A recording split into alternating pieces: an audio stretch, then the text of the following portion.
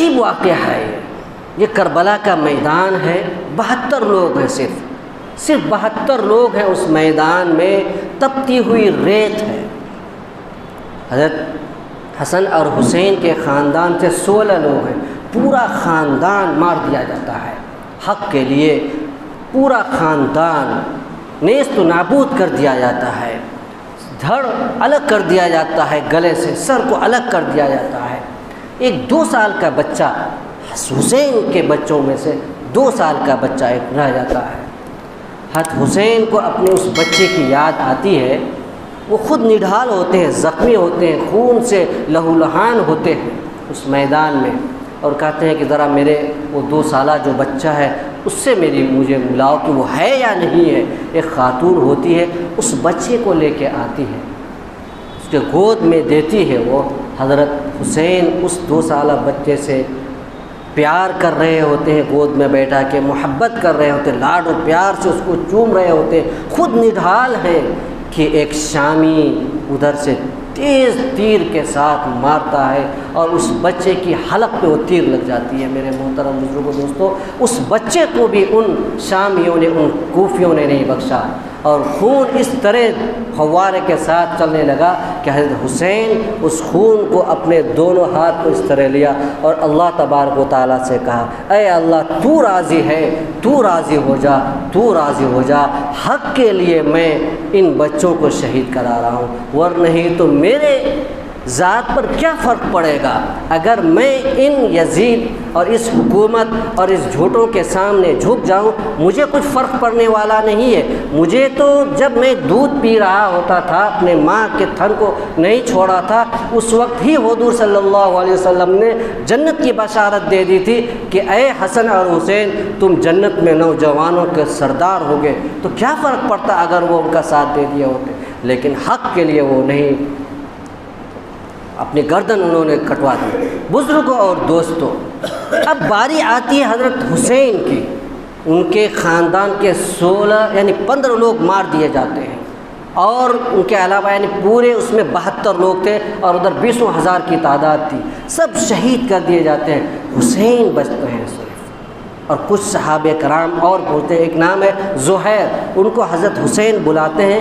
کہ اے زہیر کہ ذرا مجھے ڈھال بناؤ، نماز کا وقت آ گیا ہے، مجھے نماز پڑھنی ہے، مجھے نماز پڑھنی ہے۔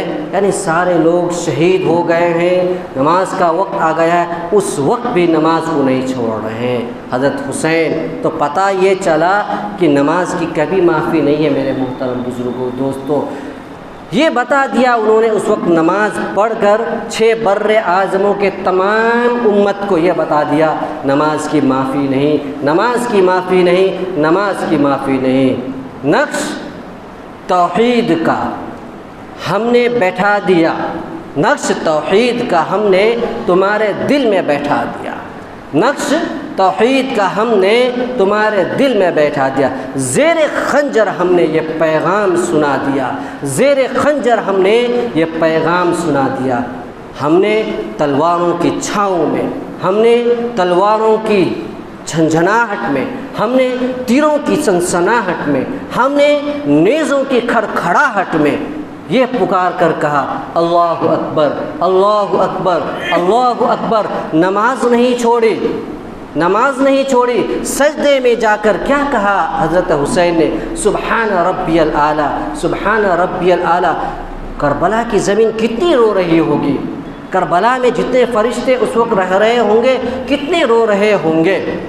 کربلا کہ وہاں تحت الثری تک زمین کانپ رہی ہوگی۔ میرے محترم بزرگوں دوستو، آؤ اے ستمگر ہنر آزمائے، اے ستمگر ہنر آزمائے، تم تیر آزماؤ ہم جگر آزمائے۔ میرے صلی اللہ علیہ وسلم نے فرمایا، اے لوگوں جو علی سے محبت کرے گا وہ مومن ہوگا، اے لوگوں جو علی سے محبت کرے گا وہ ایمان والا ہوگا، اور جو علی سے بغض رکھے گا وہ منافق ہوگا۔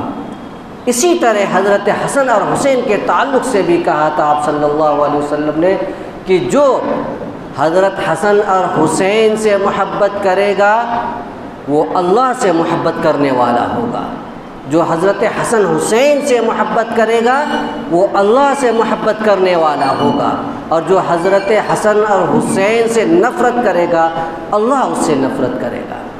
حضرت حسین کو دیکھنے کے بعد وہ فرشتہ جو آپ صلی اللہ علیہ وسلم سے باتیں کر رہے تھے کہ اے صلی اللہ علیہ وسلم، آپ کے اسی بچے کو قتل کیا جائے گا، ذبح کیا جائے گا، آپ کے ابھی چھوٹا ہے، اسی بچے کو کربلا کا میدان میں ذبح کیا جائے گا۔